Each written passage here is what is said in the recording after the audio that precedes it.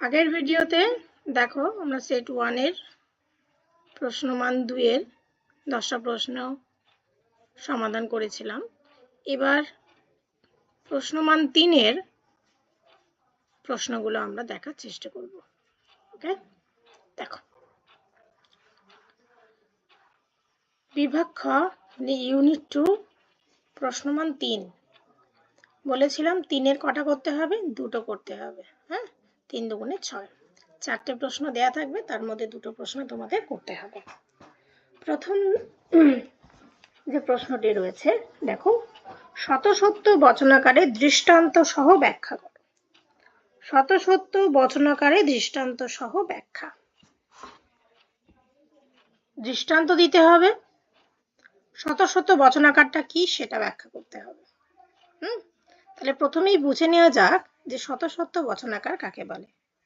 শতসত্য বচনাকার কোনগুলো না, যে বচনাকারের কোনো বচনাকারের যখন আমরা সত্য সারণী নির্ধারণ করি এবং সেই সত্য সারণীর যে নিবেশন দৃষ্টান্তগুলো রয়েছে, সেই নিবেশন দৃষ্টান্তে শুধুই সত্য ফল আসে, শুধুই সত্য ফল আসে, তখন সেই বচনাকারটিকে আমরা বলি শতসত্য বচনাকার। তাহলে উত্তরটা যদি লিখতে হয় তাহলে কিরকম ভাবে লিখবো? আমরা লিখবো যে বচনাকারের সকল নিবেশন দৃষ্টান্ত সত্য হয় তাকে বলে শতসত্য বচনাকার। ওকে, আমরা জানি যে একটি বচনাকারে অন্তর্গত 4টি নিবেশন দৃষ্টান্ত থাকতে পারে, 8টি নিবেশন দৃষ্টান্ত থাকতে পারে, 16টি নিবেশন দৃষ্টান্ত থাকতে পারে, অর্থাৎ একাধিক নিবেশন দৃষ্টান্ত থাকতে পারে। এবং সেই নিবেশন দৃষ্টান্তের কোথাও কোনো নিবেশন দৃষ্টান্ত সত্য হয়, কোনোটা মিথ্যা হয়, এইরকম হয়। নিবেশন দৃষ্টান্তের প্রতিটি সারিতেই যদি সত্য ফল আসে তাহলে সেটাকে বলা হয় শতসত্য বচনাকার, সেটাকে বলা হয় শতসত্য বচনাকার। তাহলে প্রথম লাইনটা হচ্ছে যে বচনাকারের সকল নিবেশন দৃষ্টান্ত সত্য তাকে বলে শতসত্য বচনাকার।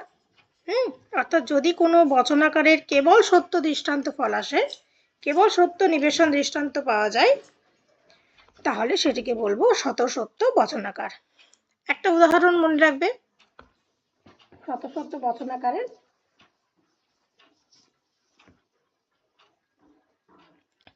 শতসত্য বচনাকারের একটা উদাহরণ মনে রাখবে, পি ভ্যাল কার্ল পি। যেহেতু দেখো এখানে শতসত্য বচনাকার বলেছে, বচন কিন্তু বলেনি, শতসত্য বচনাকার বলেছে, বচন বলেনি, সেহেতু আমরা বচনাকারেরই দৃষ্টান্ত দেব, কোনো বচনের দেব না। যদি কোনো বচনের দৃষ্টান্ত দিতে হয় তাহলে এটাকে পি লেখো, আমি যাব অথবা আমি যাব না।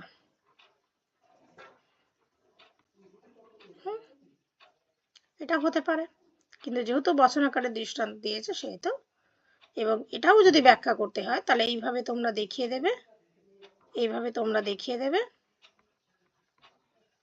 ব্যাখ্যা করে দেখিয়ে দেবে যে কিভাবে এটা শতসত্য বচনাকার হচ্ছে। ঠিক আছে, এর কমপ্লিট আনসার যদি তোমরা পেতে চাও আমাকে কমেন্ট বক্সে জানিও, আমি তোমাদের আনসারগুলো প্রোভাইড করে দেবো, কেমন, বা আনসারের একটা ভিডিও আমি দিয়ে দেব। আচ্ছা দেখো, টি ফলস আছে, এফ বেল এফ এ কি হয়, এফ হয়, এখানে দেখো টি, এখানে দেখো টি, বোঝা গেল? তাহলে এই বচনাকারের যে নিবেশন দৃষ্টান্ত, সেই নিবেশন দৃষ্টান্তের দুটিতেই সত্য ফল এসেছে, তাই এই বচনাকারটি শতসত্য বচনাকার, এইভাবে ব্যাখ্যা করে লিখে দিতে হবে। ওকে, ঠিক একইভাবে প্রশ্ন আছে যে শতমিথ্যা বচনাকার কাকে বলে।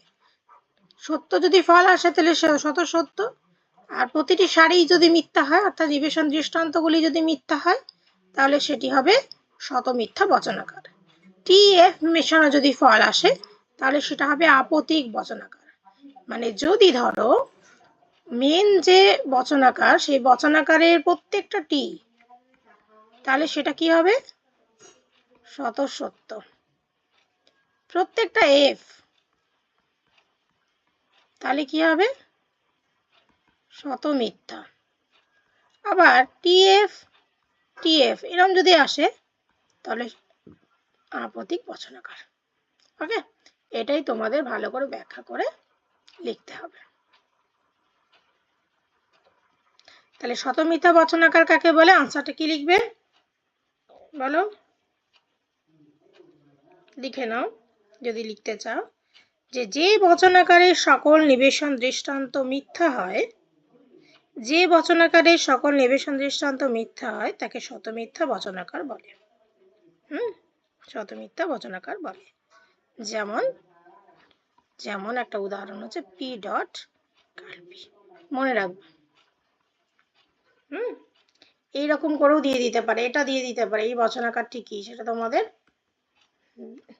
করে দেখাতে হবে। আচ্ছা, নেক্সট দেখো, নেক্সট এটা সত্য মূল্য নির্ণয় করতে দিয়েছে। ধরো পি আছে এবং ভ্যালু দেওয়া নেই, মানে পি সত্য না মিথ্যা সেটা বলা নেই, তাহলে কি করব? খুব ইজি, খুব ইজি। দেখো কি করব, পি, দেখো পি আছে আর কার্ল পি আছে। আচ্ছা, এই গোটাটাকে বের করার জন্য এই পোর্শনটা দরকার, এই পোর্শনটা দরকার।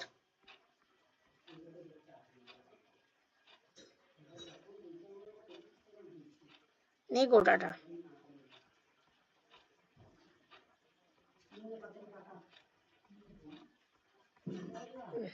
এইভাবে সাজাতে হবে।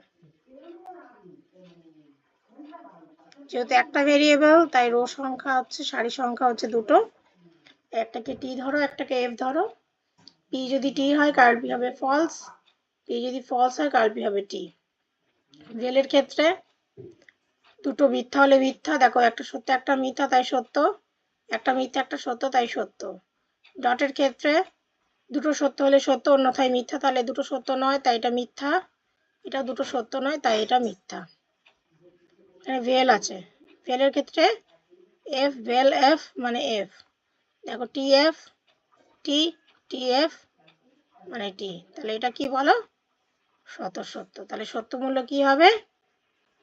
শত সত্য।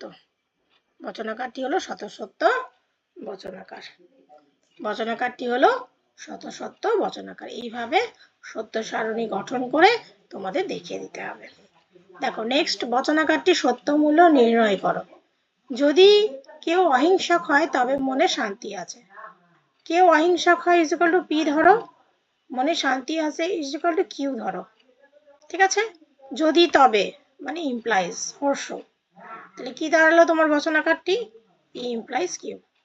করে দাও, বের করে দাও। P Q, P implies Q, T T F F, T F T F. দুটো পূর্বক সত্য অনুগ মিথ্যা হলে মিথ্যা, দেখো পূর্বক সত্য অনুগ মিথ্যা হলে মিথ্যা, বাদ বাকি সমস্ত ক্ষেত্রে টি। তার মানে দেখো টি এফ মেশানো ফল এসছে, তো এটা কি? এটা আপতিক বচনাকার। এটা হলো আপতিক বচনাকার। ঠিক আছে, আপতিক বচনাকার। নেক্সট দেখো ইউনিট টু থেকে, অর্থাৎ কন্টেম্পোরারি ইন্ডিয়ান থট থেকে তোমাদের তিন নম্বরে দুটি প্রশ্ন করতে হবে, 3 নম্বরে দুটি প্রশ্ন করতে হবে। তার কিছু স্যাম্পল কোয়েশ্চেন দেওয়া হয়েছে। বলছে অহিংসা শব্দটি সদর্থক এবং নমর্থক অর্থ ব্যাখ্যা করো। যেখানে তোমরা অহিংসাটা পড়লেই, গান্ধীজির অহিংসা পড়লেই দেখতে পাবে যে হিংসা না করা, কায় মনোবাক্যে হিংসাকে পরিত্যাগ করাই অহিংসা। এটা অহিংসা নমর্থক দিক। আর সদর্থক দিক হচ্ছে সকলের প্রতি একটা ভালোবাসার অনুভূতি রাখা। হ্যাঁ, সকলের প্রতি প্রেম ভালোবাসার অনুভূতি রাখাই হলো সদর্থক অর্থে অহিংসা, এবং কাউকে আঘাত না করাই হলো নমর্থক অর্থে অহিংসা। এগুলো এই ডিটেলসে ব্যাখ্যা রয়েছে। তোমরা যদি এই নোটগুলো পেতে চাও আমাকে জানিও, এবং তোমরা কমেন্ট বক্সেও জানাতে পারো, এবং একটা হোয়াটসঅ্যাপের গ্রুপ দেখবে দেওয়া আছে, চ্যানেলের ডেসক্রিপশনে, সেখানে গিয়েও তোমরা জয়েন করতে পারো এবং সেখানে আমাকে ইনফর্ম করতে পারো যে এই নোটগুলো আমরা পেতে চাই। আচ্ছা, ব্যাখ্যা করো অহিংসা হলো মানুষের প্রকৃতি, এই সমস্ত এগুলো নোট, এগুলো এখানে এই শর্ট ভিডিওতে বোঝানোর জায়গা আমার নেই।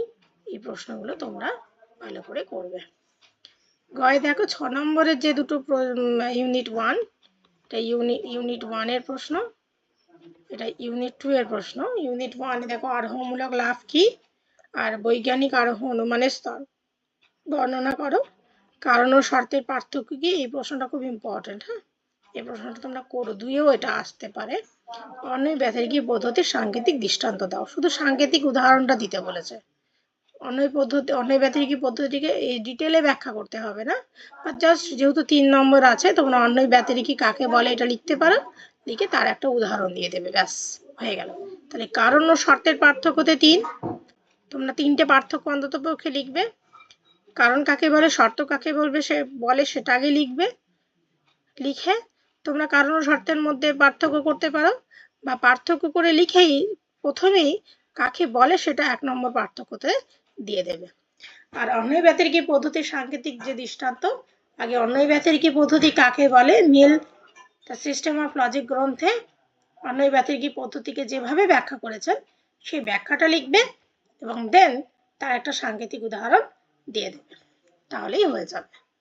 আচ্ছা, 6 নম্বরের কন্টেম্পোরারি থেকে কি দিয়েছে, যে সমাজে রবীন্দ্রনাথ ঠাকুরের মানবতাবাদ ব্যবহারিক তাৎপর্য কি। আমি বলেই দিচ্ছি যে তোমাদের রবীন্দ্রনাথ ঠাকুরের মানবতাবাদ দেবে, রবীন্দ্রনাথ ঠাকুরের মানবতাবাদ ভালো করে পড়বে, এটাই দেবে। রবীন্দ্রনাথ ঠাকুরের রচনায় কিভাবে মানবতাবাদ প্রকাশিত হয়েছে, মানবতাবাদের একটা নোটস রেডি করো, মানবতাবাদ দেখলেই ওটা লিখবে।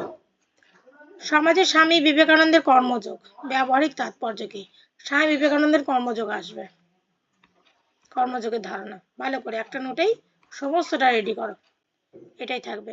স্বামী বিবেকানন্দের কর্মযোগ কি, কর্মযোগ ও মুক্তির সম্পর্ক কি। কর্মযোগের ধারণাটা পড়লে কর্মযোগের ধারণাতেই দেখবে কর্মযোগের সঙ্গে মুক্তির সম্পর্কটা রিলেটেড। তাই একটাই ভালোভাবে নোট রেডি করবে, যে নোটে তোমাদের কর্মযোগ থেকে যেটাই দিক সেটাকেই যাতে তোমরা ভালো করে লিখতে পারো। ঠিক আছে। আচ্ছা, সেট 2টা আমি পরের ভিডিওতে দেব, এই ভিডিওটা এখানে শেষ করছি।